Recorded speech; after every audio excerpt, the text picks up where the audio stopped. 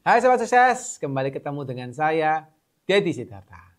Kali ini saya akan membahas kasus yang sering terjadi, yaitu bahayanya Anda melakukan impor borongan.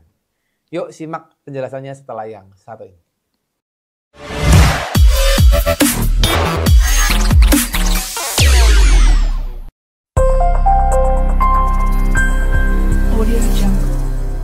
Oke teman-teman, gimana kabarnya? Semoga semakin sehat, diberkatin, sukses luar biasa, bahagia ya.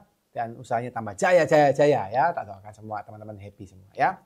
Nah teman-teman, hari ini kita akan membahas kasus terkait dengan impor borongan. Ya, buat teman-teman yang belum tahu impor borongan itu adalah kegiatan melakukan impor secara mohon maaf ilegal. Ya, kenapa ilegal? Karena actually mereka tidak membayar pajak atau tidak membayar bea cukainya ya, tarif bea cukainya dengan resmi. Enggak, bahasa saya itu bisa dikatakan barang selundupan. Tapi kenapa kok prakteknya masih banyak terjadi di Indonesia teman-teman? Ya ini saya tidak bisa ngobrol ya. Harusnya Dirjen Perhubungan, Dirjen Bea Cukai gitu ya. Ini yang berkaitan bisa mengatasi hal tersebut. Tapi kenapa kok masih ada dan kenapa kok masih terjadi? Ya ini yang saya juga tanda tanya. Ya, ini mungkin juga bisa jadi satu notis ya buat teman-teman di Departemen Bea dan Cukai ya, dan untuk impor masuk barang ya. Actually teman-teman, kegiatan impor borongan itu actually adalah kegiatan yang tidak legal.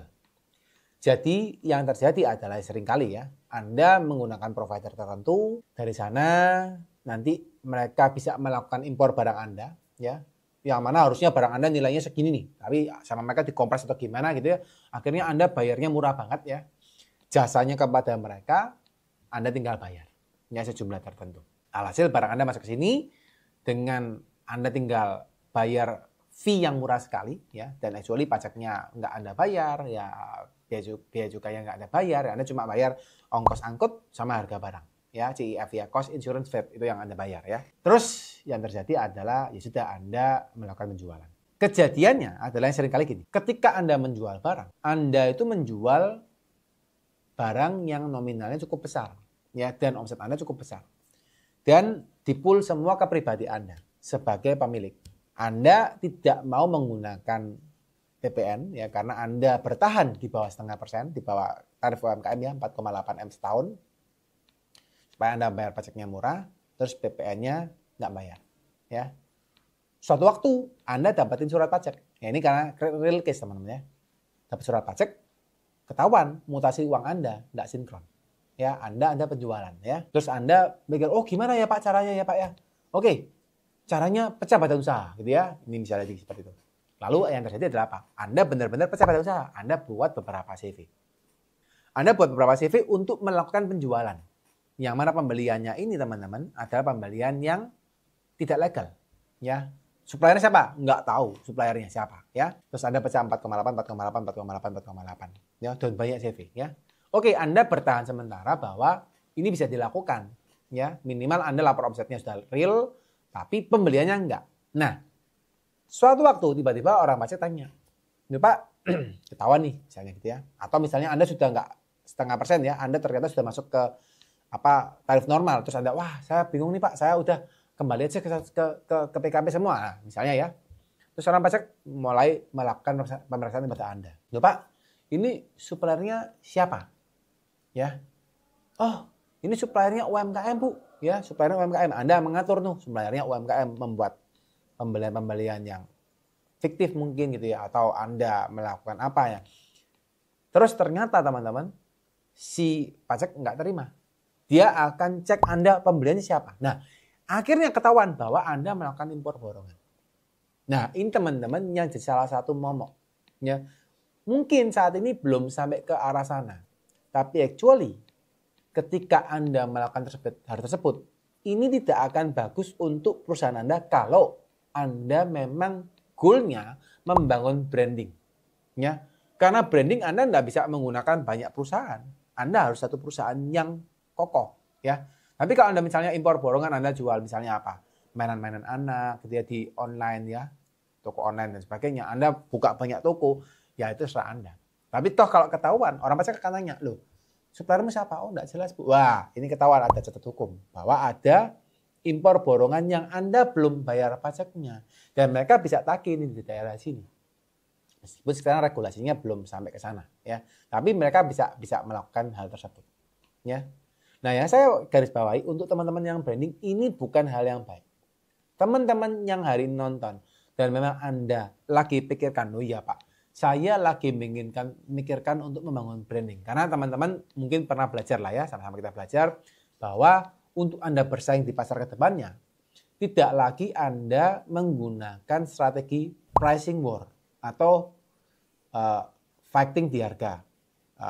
Ya, menurunkan harga dan sebagainya. Itu bukan strategi yang baik, ya. Karena semuanya tidak akan happy. Tapi kalau Anda mau bersaing di pasar ke depannya adalah Anda menggunakan brand, ya.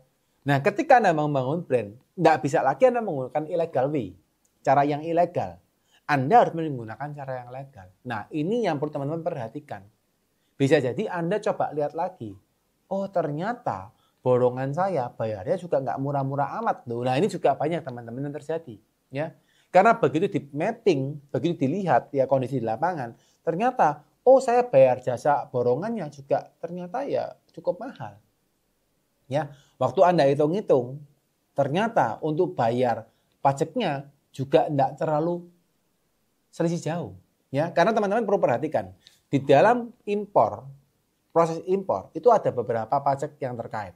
Ya, cost insurance rates adalah harga barang ya, insurance asuransinya dan ongkos angkut ini memang salah satu biaya yang perlu Anda bayar. Yang kedua adalah biaya cukai, ya, tarif biaya cukainya, tarif biaya masuknya, ya. Tarif biaya masuk memang ini menjadi beban untuk Anda, jadi nggak bisa diapa-apakan. Tapi ada unsur yang lain teman-teman, adalah namanya PPh 22 dan PPN. Actually, PPh 22 ini adalah uang muka pajak Anda yang actually juga bisa Anda nanti pakai untuk pengurang pembayaran pajak. Jadi ini tidak hilang, ya.